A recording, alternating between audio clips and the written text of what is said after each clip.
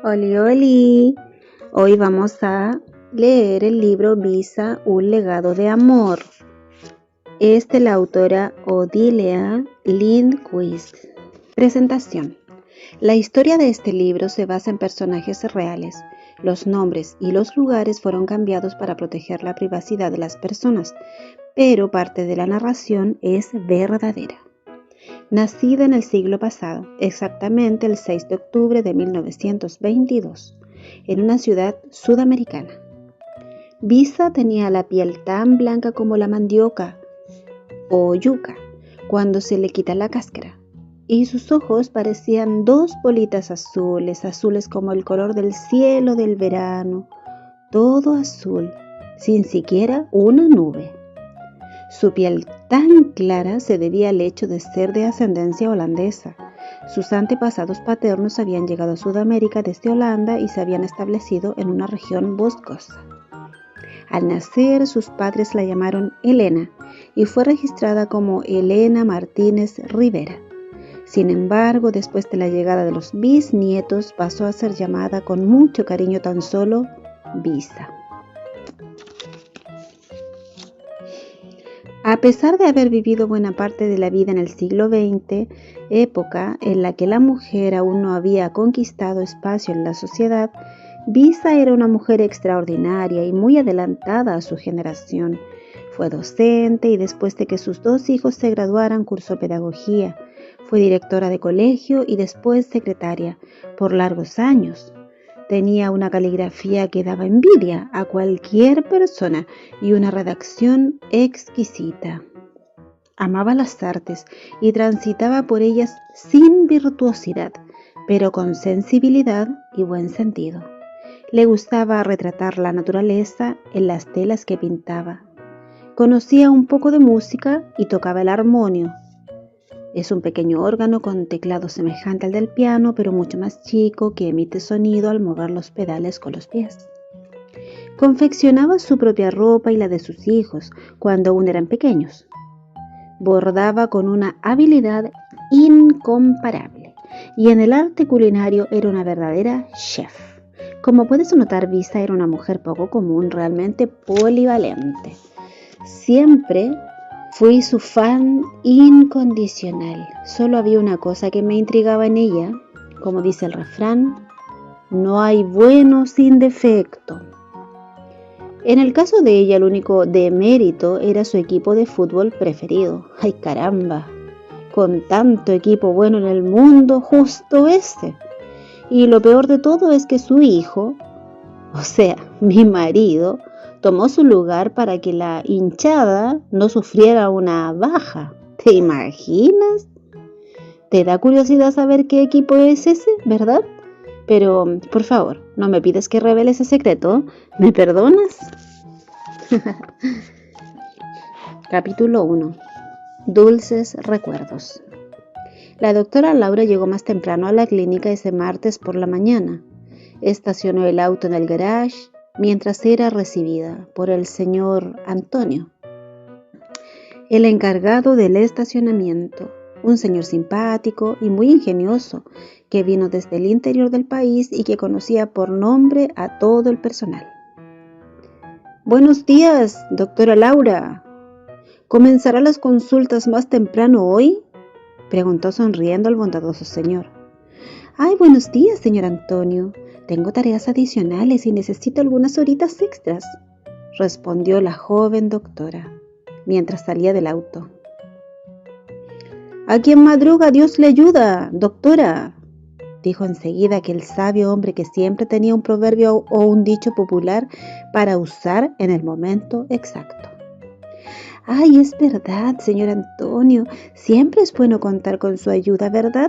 Y se fue en dirección a la clínica que quedaba justo al lado. Abrió la puerta principal y la cerró enseguida, porque las consultas comenzarían más tarde. Miró el reloj y pensó, tengo todavía una media hora para planificar lo que voy a decir a los padres y a los niños en la semana de las profesiones, el jueves de la semana que viene. Ella había sido invitada por la madre de una de sus pacientes para hablar a los alumnos del nivel inicial. Necesitaba decidir qué decir acerca de su profesión a los niños y a los padres. En la puerta de su consultorio estaba la identificación: Doctora Laura Campos de Sarmiento, pediatra. Se sentó en la sala de espera y se quedó reflexionando en lo que podría haber influido en ella para decidirse por la medicina, y allí, solita, envuelta en sus pensamientos, miró 2 pequeños cuadros colgados en la pared. Sus pensamientos volaron como flecha a su infancia. Se sintió en la chacra de Visa, dándole maíz a las gallinas, cosechando mangos, haciendo galletitas, ayudando en la huerta. Recordó el accidente de Visa, de la primera vez que había visitado un hospital, y encontré el hilo conductor para introducir la charla de la semana que viene, pensó. Aquella visita al hospital había sido fascinante para ella. Médicos y enfermeras vestidos de blanco, el aroma del ambiente esterilizado, el cuidado amable con los pacientes, la limpieza del ambiente, todo le causó una profunda impresión. ¡Ay, cuán rápido pasó el tiempo! ¿Quién diría que una niña de 4 años se enamoraría a tal punto de todo lo que había visto, induciéndola a elegir la carrera de médica? Es muy cierto que otros profesionales del área contribuyeron para tal elección. Su dentista, el pediatra de su infancia, una amiga de la mamá, que también era médica, y sus profesores. Todos ellos supieron estimular su mente cuestionadora al responder las 1001 preguntas que surgían, lo que le despertó el gusto por la observación y por la investigación.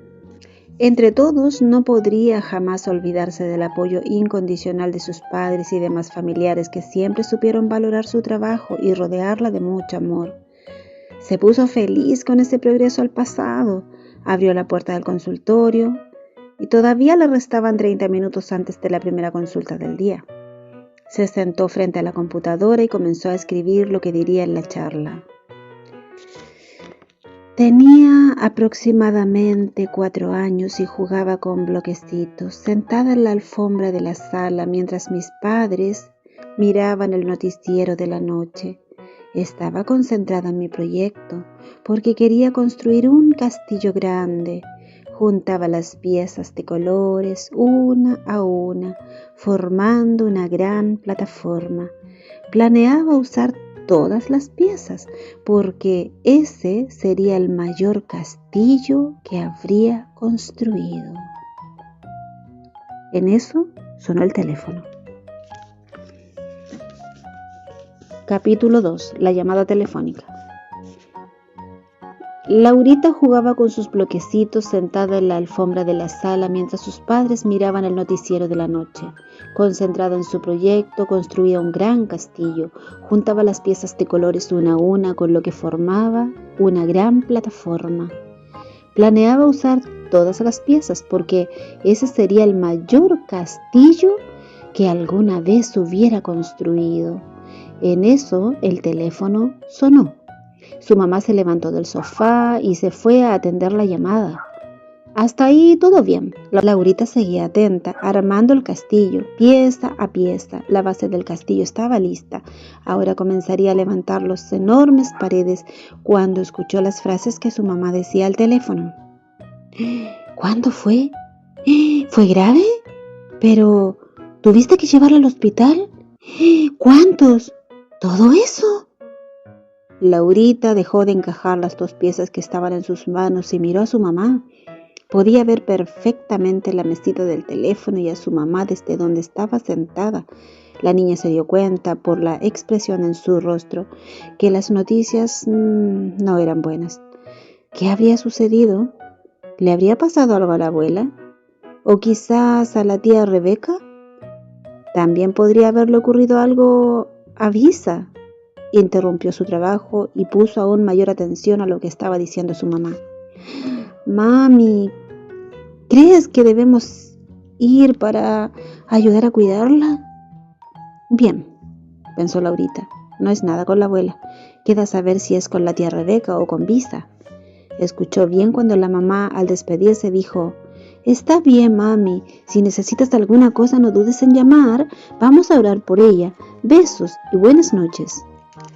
Al regresar a la sala, papá, que también se dio cuenta de qué se trataba, había apagado el televisor y esperaba el regreso de su esposa. Enseguida le preguntó: «¿Qué sucedió, querida?». «Fue con la abuela. Se tropezó con la alfombra de la habitación y se cayó y se golpeó la cabeza con la esquina de la cómoda. Ay, menos mal que mi mamá estaba en casa». Le brindó los primeros auxilios y la llevó rápidamente al hospital. «¿Y el corte fue tan profundo?», quiso saber el papá. «No pregunté», respondió la mamá, «pero le pusieron 7 puntos, según el médico que la atendió y el resultado de la radiografía. No hay nada que sea grave. Vamos a orar para que todo esto no pase de un susto». Laurita, que estaba atenta y que en ese momento ya estaba sentada en el regazo del papá, preguntó: «Mami, ¿Vista se va a poner bien?». Creo que sí. Vamos a pedirle a Dios que la cuide y que esa herida se sane pronto». Cada uno se fue a su habitación. Como de costumbre, Laurita se puso su pijama, el papá le acomodó las frazadas y le contó una historia bíblica, que en aquella semana era acerca de Jesús y la resurrección de la hija de Jairo. Marcos 5, 21-43. «Papá», preguntó Laurita, «si Jesús todavía estuviera aquí, podríamos pedirle que fuera a la casa de la abuela Sara para sanar a Visa, ¿verdad?». «Es verdad, hijita, pero nosotros podemos decirle que la cuide incluso estando en el cielo. Él escucha nuestras oraciones y nos atiende cuando oramos con fe». Padre e hija se arrodillaron al lado de la cama. La mamá también se acercó a acompañarlos y Laurita oró más o menos así: «Querido papá que estás en los cielos, hoy Visa se cayó y se hizo una herida en la cabeza. Por favor, cuídala muy bien porque ella ya es viejita y no puede sufrir mucho. Cuídanos también a nosotros y danos una buena noche. Amén». El papá y la mamá le dieron un beso a Laurita y apagaron la luz y se fueron a su habitación. Capítulo 3. En la chacra. La mamá de Laurita ya estaba en la cocina preparando el desayuno cuando la niña llegó diciendo: «Buenos días, mamá. ¿Puedes entregar este dibujo a Vista?».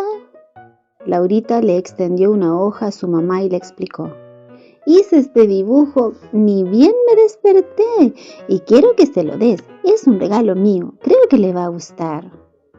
La mamá miró el dibujo y pidió que le explicara de qué se trataba. «Mamá, esta soy yo y esta es Visa. Nosotras dos estamos en el gallinero y yo le estoy dando maíz a las gallinas y ella está recogiendo una decena de huevos». Exclamó la mamá. «Muy bueno. ¿Una decena?». Sí, a veces tenía media decena, pero otras veces tenía muchos más. Y esta vez fueron 10 huevos y de los grandes». Y la mamá se quedó sorprendida porque no sabía que su hijita de tan solo 4 años ya era tan entendida en cantidades. Estos niños, pensó. «Te voy a dar un sobre para que pongas el dibujo y tú misma podrás dárselo porque papá y yo estamos pensando en visitarla este fin de semana». A Laurita le encantaba visitar la chacra de Visa, que quedaba en un terreno rodeado de árboles y que se llenaba de bellas flores en la primavera. Allí ella había plantado algunos árboles de mango, uno para cada nieto, incluso uno era de su mamá. ¡Cuánto producía ese árbol de mango! Y los mangos eran los más dulces del mundo, en la opinión de Laurita. Visa dijo que era un mango palmer, una delicia. Visa plantó también muchos bananos de especies variadas, 2 árboles de palta, uno de mangos, uno de naranjos y unos limoneros, entre otras variedades. Era un hermoso campo de cultivo, muy bien cuidado por ella y por el señor Manuel, que le daba una manito 2 veces a la semana. Y la huerta, era una belleza. Tenía de todo: cebollita, cilantro, romero, menta, albahaca, lechuga, col verde, rúcula, mandioca, batata, zanahoria y tomates. A Visa le encantaba comer verduras fresquitas y bien cuidadas. Las ensaladas en su casa eran mucho más sabrosas. Laurita no apreciaba mucho la rúcula, pero las otras verduras las comía con satisfacción. Sin embargo, lo que más le gustaba a Laurita de la chacra era darles maíz a las gallinas. Todas las mañanas y las tardes, las dos se iban hasta el gallinero que quedaba en el fondo del patio. Laurita llevando un baldecito lleno con comida y maíz, y Visa un canastito que luego traía lleno de huevitos. ¡Ay, cuánto se divertían las dos! Visa quería tanto a sus gallinas que incluso les ponía nombres. Una era la roja, otra flacucha, estaba la golosa y la perezosa. Visa las conocía a todas por su nombre. El gallo se llamaba Madrugadorcito, el rey del terreno. Ella quería tanto, tanto a aquel gallo que incluso había pintado un cuadro en su homenaje.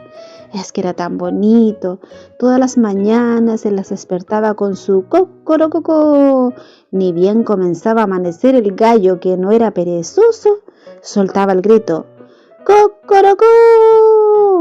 Y después de esa aventura en el gallinero por la mañana, era la hora del desayuno. La comida en la casa de Visa era inigualable.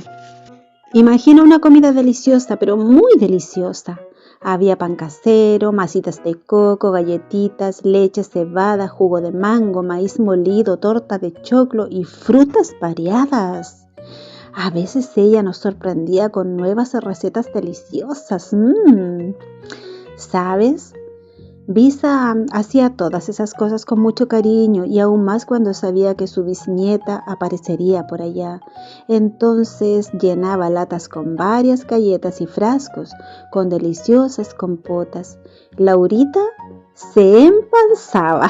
No por nada se dice que la casa de las abuelas tiene el techo de azúcar, y la de Visa entonces, ni que hablar, era todita caramelada.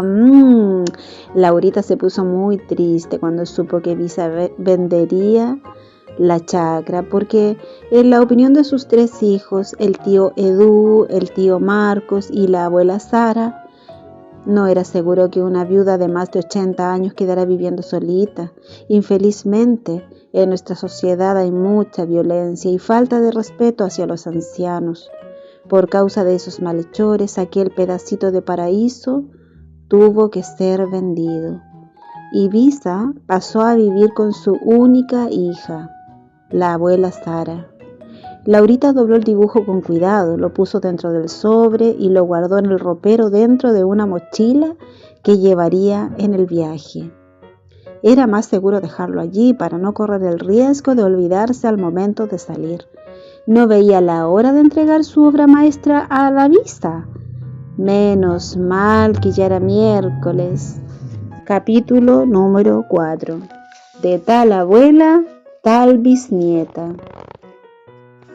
La doctora Laura Campos era ahora la nueva médica pediatra de la familia. Había concluido todas las formalidades del curso de medicina y ya estaba en condiciones de ejercer sus funciones. El siguiente lunes comenzaría a trabajar en una de las clínicas de la ciudad. Estaba muy feliz, algunos sueños realizados, otros por realizarse, y ya estaba comprometida, con fecha de casamiento, con el cardiólogo Ricardo Sarmiento. Era feriado, el día estaba nublado. Cosa rara en la ciudad, pero a veces sucede.